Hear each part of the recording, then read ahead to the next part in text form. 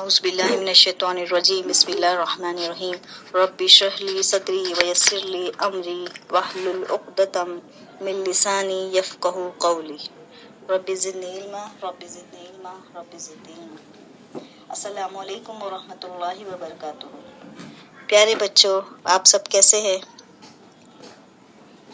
اللہ تعالیٰ آپ کے اور میرے اس طریقے سے ملنے اور علم حاصل کرنے کو اللہ تعالیٰ قبول فرمائے۔ بچوں، آپ لوگوں کو پتہ ہے کہ حدیث کسے کہتے ہیں؟ تو چلیے میں آپ سب کو بتاتی ہوں کہ حدیث کسے کہتے ہیں۔ ہمارے پیارے نبی کریم صلی اللہ علیہ وسلم کی کہی ہوئی باتوں کو حدیث کہتے ہیں، جو آپ صلی اللہ علیہ وسلم نے فرمائی ہے۔ آپ صلی اللہ علیہ وسلم نے ہمیں جو تعلیمات، جو احکام، دین کی پیاری پیاری باتیں بتائی ہے، ہمیں اسے سیکھنے، سمجھنے اور اس پر عمل کرنے پر ہمارے پیارے اللہ تعالیٰ ہمیں بہت ثواب دیتے ہیں، اور اس علم کو سیکھنے کی بہت بڑی فضیلت ہے۔ اللہ تعالیٰ اس علم کی وجہ سے ہمارے درجات جو ہے وہ بہت بلند کرتے ہیں۔ میں اللہ سے دعا کرتی ہوں کہ اللہ تعالیٰ ہمارے اس عمل کو اللہ تعالیٰ قبول فرمائے، اور اللہ تعالیٰ ہم سب سے بہت زیادہ راضی ہو جائے، آمین۔ بچوں، آج جو ہم حدیث سیکھیں گے وہ ہے صبر اور شکر پر۔ تو چلیے ہم دیکھتے ہیں کہ ہمارے پیارے نبی کریم صلی اللہ علیہ وسلم نے ہمیں کس طرح سے صبر اور شکر کرنے کا طریقہ بتایا ہے ہمارے دین میں۔ آپ لوگوں کو پتہ ہے بچوں کہ صبر کسے کہتے ہیں؟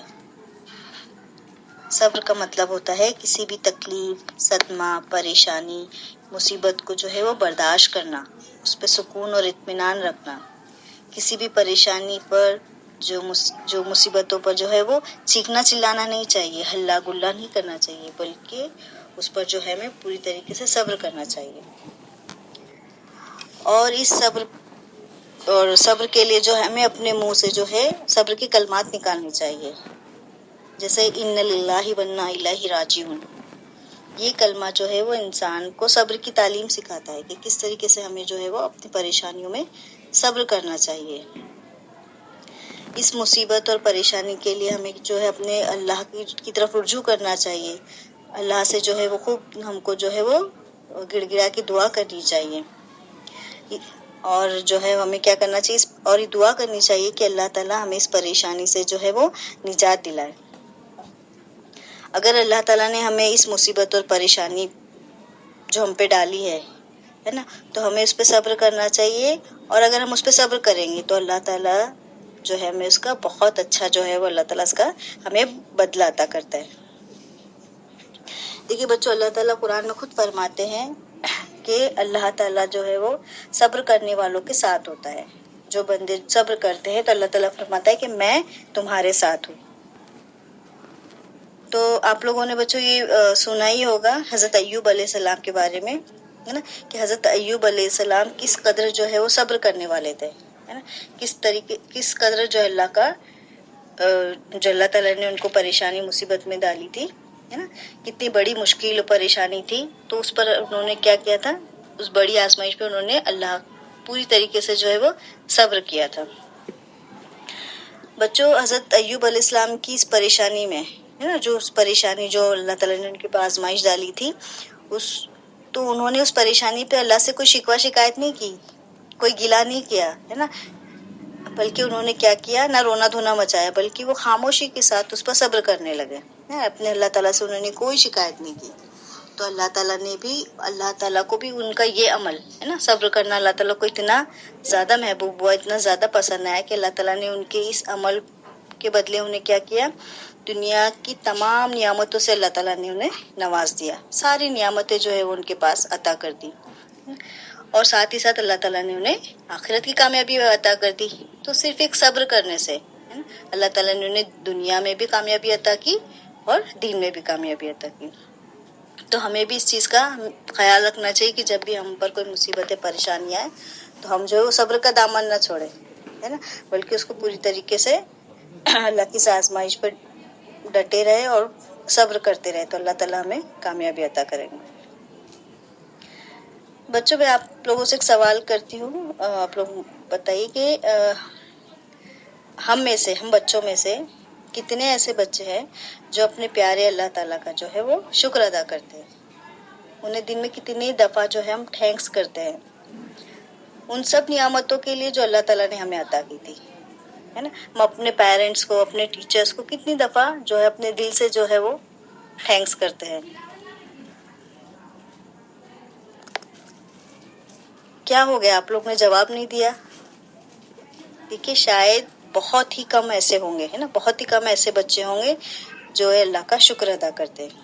کیونکہ ہمیں پتہ ہی نہیں چلتا کہ اللہ تعالیٰ نے ہمیں جو جتنی نعمتیں دی ہیں نا، اتنی ساری نعمتوں سے اللہ تعالیٰ نے ہمیں نوازا ہے. تو ہمارے لیے وہ دنیا میں اللہ تعالیٰ نے کتنی ساری جو ہے وہ فیسلٹیز مہیا کی ہے، تو ہمیں اس کا جو ہے وہ احساس ہی نہیں ہے.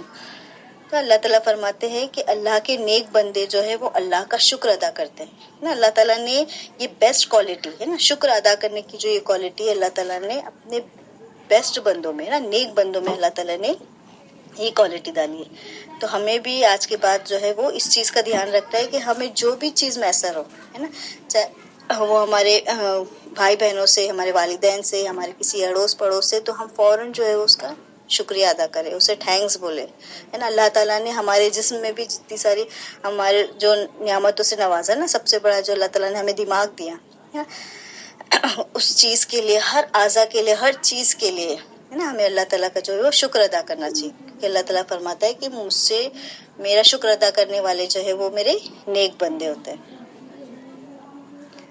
تو جب اللہ تعالیٰ جو ہے وہ اپنے بندوں کو، ہے نا، کوئی نعمتوں سے نوازتا ہے نا، اسے کوئی اچھی چیز عطا کرتا ہے، تو جو نیک بندے ہوتے ہیں، جو اچھے بندے ہوتے ہیں، وہ ان نعمتوں کے ملنے پر اپنے خدا کا شکر ادا کرتے ہیں اور اللہ سے دعا کرتے ہیں، ہے نا. کیا اللہ سے دعا کرتے ہیں کہ اللہ میں اس نعمت کو کسی برے مقصد کے لیے استعمال نہ کروں. مطلب اللہ تعالیٰ مجھے تو توفیق دے کہ تو نے جو یہ نعمت مجھے عطا کی اس سے میں کوئی غلط کام نہیں کروں، برے مقصد کے لیے استعمال نہ کروں، بلکہ میں اسے اچھے مقصد کے لیے اور نیک کام کے لیے تیری اس نعمت کا جو ہے استعمال کروں. دیکھیے کتنی اچھی بات ہے. تو ہمیں بھی اس چیز کا جو ہے پوری طریقے سے خیال رکھنا ہے. تو چلیے میں آپ لوگوں کو ایک واقعہ بتاتی چلوں کہ آپ ایک عالم دین تھے، وہ تجارت کا بھی کام، یعنی بزنس بھی کرتے تھے. ایک دفعہ جو ہے وہ ان کا جو جہاز، جو کہ پورے ساز و سامان سے، پورے مال سے جو وہ بھرا ہوا تھا، سمندری راستے میں کھو گیا. تو ایک آدمی ان کے پاس آیا اور وہ جو ہے وہ عالم دین جو تھے وہ ایک مجلس میں بیٹھے ہوئے تھے اور مجلس میں بیٹھ کے لوگوں کو جو ہے وہ اللہ کے دین کی باتیں سکھا رہے تھے. تو وہ شخص آیا اور آپ سے کہنے لگا کہ آپ کا جو جہاز جو مال سے لدا ہوا تھا وہ کہیں سمندری راستے میں کھو گیا. تو آپ نے فوراً جب آپ نے جو بھی خبر سنی تو آپ نے سنتے ہی جو ہے وہ اِنَّ لِلَّهِ وَإِنَّ إِلَيْهِ رَاجِعُونَ کہا. کچھ وقت گزر گیا اور وہ شخص جو ہے وہ دوبارہ آیا اور کہنے لگا کہ آپ کا وہ جو سامان سے جو لدا ہوا جہاز تھا وہ جو ہے واپس مل گیا ہے نا، وہ اپنے راستے پہ آ چکا ہے. تو آپ نے پھر اِنَّ لِلَّهِ وَإِنَّ إِلَيْهِ رَاجِعُونَ کہا. مجلس میں بیٹھے ہوئے کسی ایک شخص نے کہا کہ امام صاحب آپ نے جہاز کے گم ہونے پر بھی اِنَّ لِلَّهِ وَإِنَّ إِلَيْهِ رَاجِعُونَ کہا، واپس ملنے پر بھی آپ نے وہی دہرایا.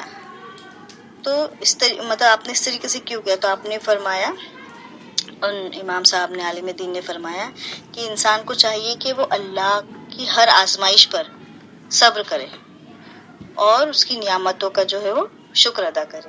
تو یعنی گم ہونے پر، ان کے اس سامان کے گم ہونے پہ بھی انہوں نے صبر کیا، بلکہ ہلہ نہیں مچایا، صبر کیا، اور پھر واپس مل جانے پہ بھی انہوں نے اپنے اللہ کا شکر کیا. کیونکہ نعمتوں کو دینے والا اور نعمتوں کو چھین لینے والے کی قدرت جو ہے وہ اللہ رب العزت کی ہے نا. تو ہمیں ہر حال میں صبر اور شکر کا جو ہے وہ صبر کا بھی دامن نہیں چھوڑنا ہے اور اپنے رب سے ہمیشہ جو ہے وہ اس کی ہر نعمتوں کا جو ہے وہ شکر ادا کرنا چاہیے.